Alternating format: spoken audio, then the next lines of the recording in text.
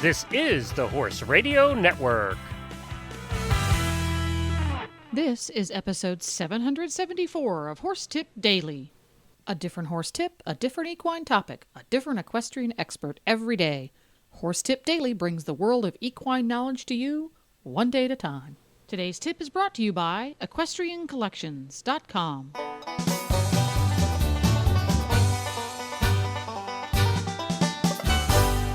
Greetings, horse people. Coach Jen here, and thanks for tuning in to Horse Tip Daily. Today's tip features Jamie Clark of Yellow Barn Media and Stable Scoop co-hosts Glenn the Geek and Helena B, discussing the ever-changing face of Facebook and how to make the most of it. And we'll get right to that after this message from our sponsor. Hi, Glenn here with the Horse Radio Network, and I have Debbie back with me from Equestrian Collections for the Equestrian Collections Product of the Week. Hi, Glenn. This week I'm featuring the Shires Manure Scoop Set. Any of our listeners who have dogs know what a pooper scooper is. It's something you can't live without when you have dogs, and this is the horse version.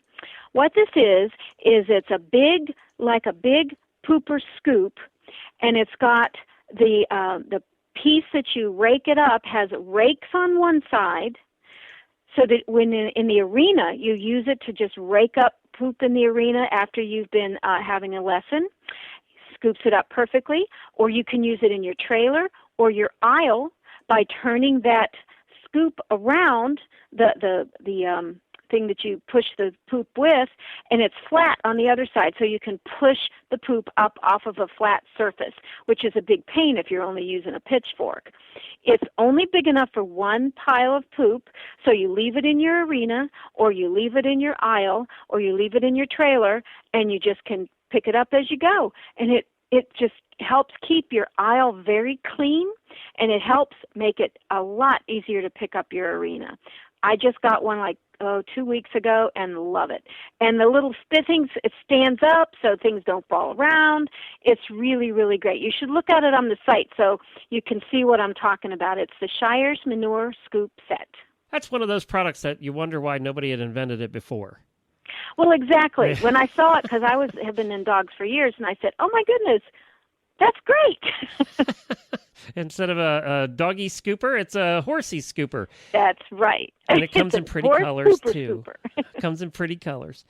Well, yes, it does. Purple, black, and pink. And the right price, under $25. You can solve that problem at EquestrianCollections.com.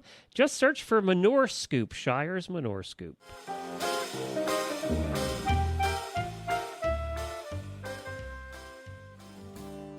Well, hi, Jamie, and welcome back to the show. Hi, Glenn, and thank you for having me. So tell me, what are we talking about this month? We are talking about content. Content is king. Yeah, when Facebook and Twitter and that first started, it was one of the conversations that we had early on. We actually had a conference about it. Is it's novel now, but as more and more people get it, and more people are involved, and more people are using it, that content was going to become the most important thing, whereas we could get away with fluff in the beginning. Sure, yeah, and I agree with that completely. And last time, Glenn, on the last time that I was on, we talked about how to bring new fans to your social media platforms, using things like Constant Contact, email campaigns, Facebook ads, and making sure that you have icons on your website. And most business owners, once they start getting new fans, their main question to me usually is, well, how do we create that content? And how do we make it exciting? And like you said, how do we make it more than fluff? And so, the number one key I truly believe to creating awesome content is when you can learn to think like your consumer. There are so many different businesses out there, and there are a lot of businesses that are very alike. And how can you stand out from your competitors and offer something different and more creative? And I just wanted to mention today, there's one book that really helped me. It's a very quick read, and it helped me to really understand how people think better. And I'll have it posted on my Facebook page as well, but it's called Read Their Mind by Sandy Krakowski. And she gives triggers to watch for and listen to when you're hearing people and watching people on social media. And she really talks about how to truly engage your fans and your followers. And, really what you can post and what prompts someone to like it or comment or share. And better yet, what can you post that would prompt someone to leave a testimonial for you possibly? And, once you can learn to think like your consumer and you're able to, respond in a way, it's going to better build your business. And I wanted to mention real quick to our listeners, if they want to grab a pen and pencil, I've got some really great quick tips of some places where you can find content that will kind of cut your time down in finding that good creative content. That's great, because I'll tell you what, here at the Horse Radio Network, we have survived on fluff all this time. So maybe it's about time that we actually put some content out there. What do you think, Jennifer? I don't know. Oh, man, why change now? I hate change. Well, these are easy, and I think these suggestions really come naturally to certain people. And if they don't come naturally, these are some just quick ways where you can find content that I believe is truly engaging. So I'll jump right into this because I know we just have a few minutes. So go ahead. I'm just going to run through these real quick, and then I'll give a few quick examples as well. Some really great places to find content are books. Whether you're a reader, whether you listen to audiobooks, whether you listen to professional development, or things that have to do with certain areas of the horse industry, there's always amazing information in books, quotes and things of that nature. I think that asking questions is always something that makes for good content. Ask engaging questions and open-ended questions. Like, for example, what is your favorite breed of horse? What is your favorite style of horse blanket or polo wrap or anything that has to do with the horse industry especially. The one thing that always works great is photos. And with photos, you do have to be careful that you're always making sure that you're giving credit where credit is due, that you're not stealing photos and posting them on your social media. So you can find photos. There's a lot of different ways where you can find free stock photos. And instead of listing those, I'll also post those on my Facebook page and on my website so that, you can go there and find where you can get photos quickly and fun photos. And also, I know this sounds a little bit strange maybe for the horse industry, but a lot of times you can find very heartwarming stories, quotes, and inspiring information in magazines, things like the Reader's Digest and things like that. And obviously there's tons of horse magazines out there and lots of great content in the horse world, but sometimes just really looking at people's emotions and, depending on if it's the holidays, magazines are another great place. Again, specifically whatever horse magazine that you read, there's always probably tips and tricks, how to clean your helmet, how to prepare for winter, lots of things like that. So all of those are really great content that typically are very, very engaging. And one other thing that I absolutely love as far as engagement is, taking part in other pages. Whether a great page that I would highly recommend, and I'll also post a link to this as well, is Randy Thompson has a page on Facebook that has won multiple awards, and the name of the page is How to Market Your Horse Business. And just a quick story for me that's been very successful. They have something called Friend Friday, and they really want people to establish connections and network with other people in the horse industry.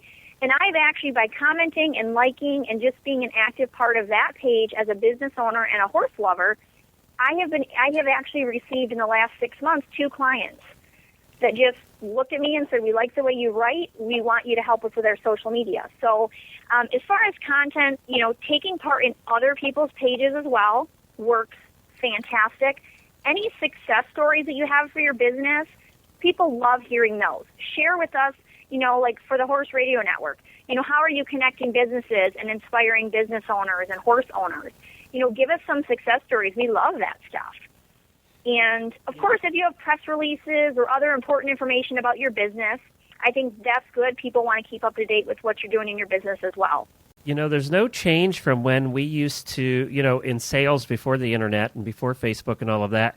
There is no change in the adage that you got to get out there. You just got to get out in front of people. And I think that goes with you saying that you've got to be involved in other people's pages. That's exactly right, and that's what helps make this all work. Is we've done through our guests and things, we've been able to network in places that we wouldn't have gotten to normally. But that's how people hear about our shows is through that networking. And like Randy Thompson, you were just talking about her page. She's been on our show numerous times, and her page is terrific for that. And she's fantastic. And there's others out there. Mandy Widrick does it, and some of the others that are really, really good in the social media space are always out there and in front of people. And I think the other thing too is on what we have found is engaging people. If you post something, you need to ask a question around it. You need to hit a heartstring to really cause that person to want to take a couple of seconds out of their day and respond to it. Otherwise, they're just going to read the article you posted, and if you don't ask anything, if you don't ask for a response, you're not going to get one. Yes, and that is, you hit the nail on the head, Glenn. And one thing, I think people overthink what to post. This is a great example. I saw a sign that someone had made on someone's page, and I looked at it, and I loved it. And this is what it said. It says, "I wasn't born in a barn, but I got there as fast as I could." And I shared that from the other page and gave them kudos and said how great I thought this was. Within the first 3 days of me posting that on my Facebook page, I had 198 shares. Now, that didn't have anything directly to do with my business. It had to do with exactly what you said, pulling on the heartstrings and causing someone to take action. And of course, people read this stuff and they love it. So my encouraging word is just to don't overthink it. Try a few different things, especially if you're just starting out. Try quotes, try questions, try fill in the blank. Try a few things.